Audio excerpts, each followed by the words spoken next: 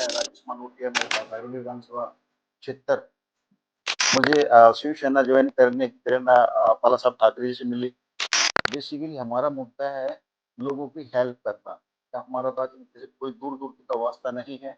सबसे बड़ा काम हमारा समाज की सेवा करना। एक अच्छे राजनेता में ईमानदारी होनी चाहिए। मेरी फैमिली मुझे अलाउड ही नहीं कर रही थी राजनीति में जाने के लिए, बिकॉज मेरी फैमिली के खिलाफ, इवन मुझे भी कोई इंटरेस्ट नहीं था। नमस्कार, आप सुन रहे हैं हमारे खास पॉडकास्ट। मैं हूं ऋषिका और आज हम बात करेंगे स्थानीय राजनीति, जनता की समस्या और विकास से जुड़े हर मुद्दों पर। आज हमारे साथ एक विशेष अतिथि मौजूद है, राजेश मांडोटिया, महरौली विधानसभा क्षेत्र के अध्यक्ष जो शिवसेना से जुड़े हैं। आज की इस बातचीत से हम जानने की कोशिश करेंगे कि महरौली क्षेत्र की मुख्य समस्या क्या है, उन्हें हल करने के लिए क्या कदम उठाए जा रहे हैं और भविष्य के लिए क्या उनकी योजनाएं हैं। सर, सबसे पहले आपका हमारा पॉडकास्ट में बहुत बहुत स्वागत है। जय भवानी सभी को। सर, सबसे पहले आप हमारे श्रोताओं को अपने बारे में थोड़ा बताइए और ये भी बताइए कि आपकी राजनीति में आने की शुरुआत कैसे हुई। जी, मैं जरूर बताना चाहूंगा आपको मेरी राजनीति में आने की शुरुआत क्या है। मेरा जो प्रोफेशन है, मैं एक बिजनेसमैन हूँ, लेकिन मैंने समाज की काफी समस्याएं देखी, तो मुझे अ, राजनीति में आना पड़ा, ताकि जो समाज की जो परेशानी है उसको मैं आगे बढ़ के आवाज उठा सकूँ। उसके लिए हल करने की कोशिश करूंगा। आपको राजनीति में आने की प्रेरणा कहाँ से मिली और आपने शिवसेना पार्टी को ही क्यों चुना। जी बिल्कुल, एब्सोल्युटली राइट क्वेश्चन पूछा आपने। मुझे शिवसेना ज्वाइन करने की प्रेरणा बाला साहब ठाकरे जी से मिली, बिकॉज बाला साहब ठाकरे जी की विचारधाराएं सबसे अलग है। वो राजनीति नहीं करना चाहते, वो समाज सेवा में ज्यादा बिलीव करते हैं। बाला साहब ठाकरे कौन है। बाला साहब ठाकरे महाराष्ट्र के एक महा मुख्यमंत्री रह चुके हैं, अब तो नहीं है इस दुनिया में। जिनकी शिवसेना करते हैं। जिनकी शिवसेना पार्टी है, उन्होंने शिवसेना पार्टी तो बस एक नाम के लिए दिया है, लेकिन विचारधारा सिर्फ लोगों की समाज सेवा करना है। महरौली विधानसभा अध्यक्ष के रूप में आपकी मुख्य जिम्मेदारियां क्या हैं। मेरी जैसे कि ऋषिका ने बताया कि मैं राजेश मानोटिया महरौली विधानसभा क्षेत्र से हूँ। मैं शिवसेना पार्टी से, और मेरी विचारधारा यही है कि जो लोगों की समस्याएं हैं, खास करके बिजली है, पानी है और साफ सफाई है, उनको समस्याओं को हल करने के लिए मैंने राजनीति में अपना कदम रखा हुआ है। महरौली क्षेत्र में इस समय लोगों को किन प्रमुख समस्याओं का सामना करना पड़ रहा है। बेसिकली जो समाज सेवा है, छोटी छोटी चीजें होती हैं। किसी को पानी की समस्या है, किसी को लाइट की समस्या है, किसी का राशन कार्ड में प्रॉब्लम है, किसी के आधार कार्ड में फिट नहीं है। बस उसी मुद्दे पे हमारा जो है, हम लोगों के लिए सेवा करते हैं। इन समस्याओं को हल करने के लिए आप और आपकी टीम क्या कदम उठा रहे हैं। हमारी पूरी शिवसेना दिल्ली में, मैंने कहा कि हमारा राजनीति से कोई दूर दूर का वास्ता नहीं है। सबसे बड़ा काम हमारा समाज की सेवा करना। हम नीचे ग्राउंड लेवल में जाते हैं, जो गरीब लोग हमसे पूछते हैं उनकी समस्याएं क्या हैं, उन समस्याओं को लेकर आवाज उठाते हैं। जो पार्टी सत्ता में है उनसे काम करवाने की कोशिश करते हैं। आज के समय में युवा भी राजनीति में रुचि ले रहे हैं, आप युवाओं को क्या संदेश देना चाहोगे। डेफिनेटली युवा पढ़ी लिखी जनरेशन है, उनको राजनीति में आना भी चाहिए, बिकॉज पढ़े लिखे लोगों की जरूरत राजनीति में। वो हो सकता है वे तरीके सिस्टम को चेंज करके कुछ नया कर दें देश के लिए। जरूरी है। शिवसेना की विचारधारा आपके काम करने के तरीके को किस तरह प्रभावित करती शिवसेना की विचारधारा तो हमारे काम करने के तरीके को इसलिए प्रभावित करती है, क्योंकि मैं बार बार इसी बात को बोलूंगा कि समाज सेवा। बेसिकली हमारा मुद्दा है लोगों की हेल्प करना। जो गरीब लोग हैं, जिसको किसी की नॉलेज नहीं है, उसको जागरूक करना और उसको सही रास्ता दिखाने की कोशिश करना। ये शिवसेना पार्टी का मेन मुद्दा है। है। राजनीति में काम करते समय आपको किन किन चुनौतियों का सामना करना पड़ा। तो राजनीति में तो पहली बात तो मेरी फैमिली मुझे अलाउड ही नहीं कर रही थी राजनीति में जाने के लिए, बिकॉज मेरी फैमिली सब खिलाफ, इवन मुझे भी कोई इंटरेस्ट नहीं था राजनीति में। मैं एक पेशे से बिजनेसमैन हूँ, अपने बिजनेस में मेरा फोकस 100% फोकस है। लेकिन जैसे कि मेरा जो प्रोफेशन है, मैंने देखा कि लोग काफी परेशान है, तो फिर मुझे इस राजनीति में आना पड़ा, ताकि मैं लोगों की समस्या सुन सकूं और उसकी हेल्प कर सकूं।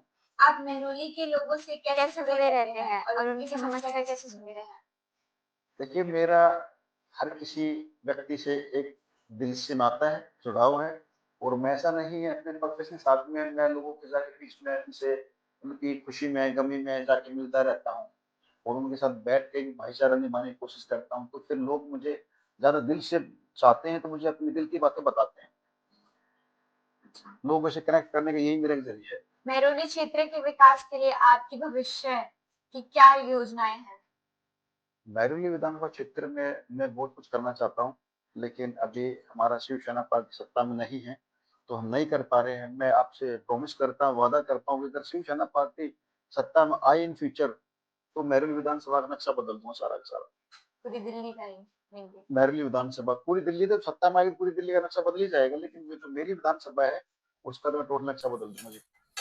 जो छात्र राजनीति या पत्रकारिता में अपना करियर बनाना चाहता है, उन्हें आप क्या सलाह देना चाहोगे? सबसे पहले तो मैं जो मेरे नौजवान भाई बहन हैं उनको यही बोलूंगा, सबसे पहले एजुकेटेड हो जाओ, अपने आप को एजुकेट करो। आज एजुकेट होंगे तो लोगों की समस्याएं को समझ सकेंगे, आप संसद में उस मुद्दे को उठा सकोगे, तभी उसको रिजोल्व कर पाएंगे। और मैं ये भी कहना चाहूंगा, ठीक है, आगे बढ़कर भाई बहनों ने जो नौजवान मेरे साथी पढ़े लिखे लोग आगे बढ़कर हिस्सा लेना चाहिए राजनीति और पत्रकारी में। अच्छा राजेश जी, एक बात बताइए, आप तो दिल्ली महरौली विधानसभा अध्यक्ष हैं, तो दिल्ली प्रमुख शिवसेना से कौन है? हाँ, तो दिल्ली प्रमुख जो हैं संदीप चौधरी जी हैं, और बहुत ही अच्छा कार्य कर रहे हैं दिल्ली में, और शिवसेना को काफी उन्होंने अ, ऊपर उठाया है, काफी दायित्व बनाया शिवसेना पार्टी का संदीप चौधरी जी ने। आपके अनुसार एक अच्छा राजनीतिक नेता में कौन कौन सी खूबियां होनी चाहिए?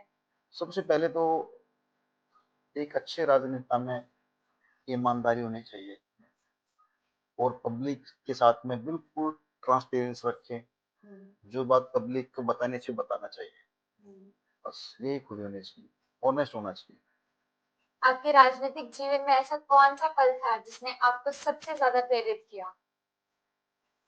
ओके, मेरे सबसे ज्यादा प्रेरणा मुझे मिलती है बाला साहब ठाकरे से मिलती है, लेकिन जो संदीप चौधरी है, श्री संदीप चौधरी जो हमारे राज्य प्रमुख है, उनसे काफी मैं प्रेरित, जो उनका काम करने का तरीका है बहुत ही डिफरेंट। क्या कोई ऐसा नेता है जिससे आप सबसे ज्यादा प्रेरणा लेते हैं? श्री बाला साहब ठाकरे। हेड हेड हाँ ऑफ जी, शिवसेना। हेड ऑफ शिवसेना, जिन्होंने शिवसेना पार्टी की नींव रखी। क्या आने वाले समय में महरौली में क्या कोई बड़ा विकास प्रोजेक्ट शुरू होने वाला है? अभी तो कुछ ऐसा नहीं है, लेकिन इन फ्यूचर डेफिनेटली हम कुछ ना कुछ नया करके दिखाएंगे। स्थानीय लोगों की सबसे आम शिकायतें क्या होती है? ज्यादा बड़ी शिकायतें नहीं, तो छोटी मोटी होती हैं किसी के।